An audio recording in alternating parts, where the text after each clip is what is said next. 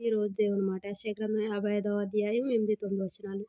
నా తలంపులు మీ తలంపులు వంటివి కావు, మీ త్రోవలు నా త్రోవల వంటివి కావు. ఇదే యెహోవా వాక్కు. ఆకాశములు భూమికి పైన ఎంత ఎత్తుగా ఉన్నవో మీ మార్గముల కంటే నా మార్గములు, మీ తలంపుల కంటే నా తలంపులు అంత ఎత్తుగా ఉన్నవి. ప్రియమైన దేవుని మాట వింటున్న వాళ్ళారా, మన తలంపుల కన్నా ఆయన తలంపుల్లో ఎంతో ఆశీర్వాదం, క్షేమం ఉంది. మన త్రోవల కన్నా ఆయన త్రోవలు ఎంతో సరళమైనవి. అవి ఆకాశములు భూమికి పైన ఎంత ఎత్తుగా ఉన్నవో, మహాకాశములు అవి చాలా ఎత్తుగా ఉన్నాయి కదా. మనకు కనిపించేది ఆకాశము, దానిపైన మహాకాశం ఉంది. అక్కడ దేవుడు సింహాసనాసీనుడై ఉన్నాడు. ఆయన పాదములు భూమిని తాకుతున్నాయి. అదృశ్యమైన దేవుడు. మరి మనము మహాకాశములు ఎంత ఎత్తు ఉన్నవో మనం వర్ణించలేము. అదే రీతిగా మన మార్గముల కంటే ఆయన మార్గములు, మన తలంపుల కంటే ఆయన తలంపులు చాలా ఎత్తుగా ఉన్నవి. ఆ ఎత్తైన తలంపులు, ఎత్తైన మార్గాలు,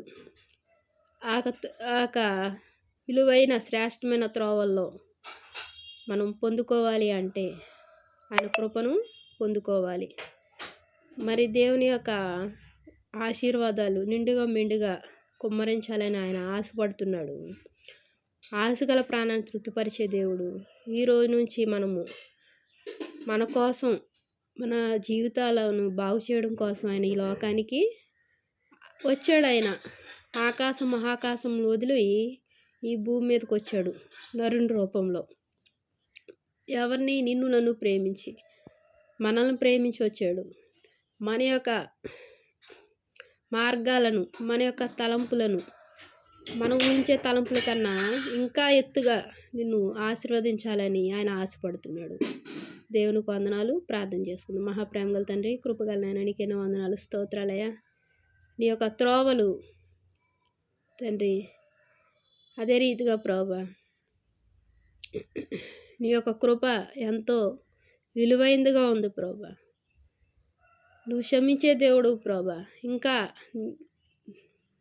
నీకు మాకు అడ్డుకున్న పాపాలను క్షమించి తండ్రి, ఏ విషయంలో అయితే నేను ఆయాసపడుతున్నామో దయతో మమ్మల్ని క్షమించండి అయ్యా. తండ్రి, నీ మార్గాలు, నీ తలంపులు మా పట్ల ఎంతో విలువైనగా ఉన్నాయ్యా.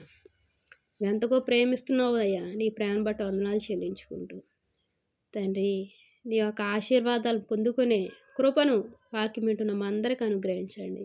నీకెన్నో వందనాలు చెల్లించుకుంటూ నా ప్రభుని ప్రియరక్షకుడు అయిన యేసుక్రీస్తు వారి నామంలో అతి వినయంగా బ్రతిమలాడి వేడుకొంచున్నాను తండ్రి. ఆమేన్. Praise lord.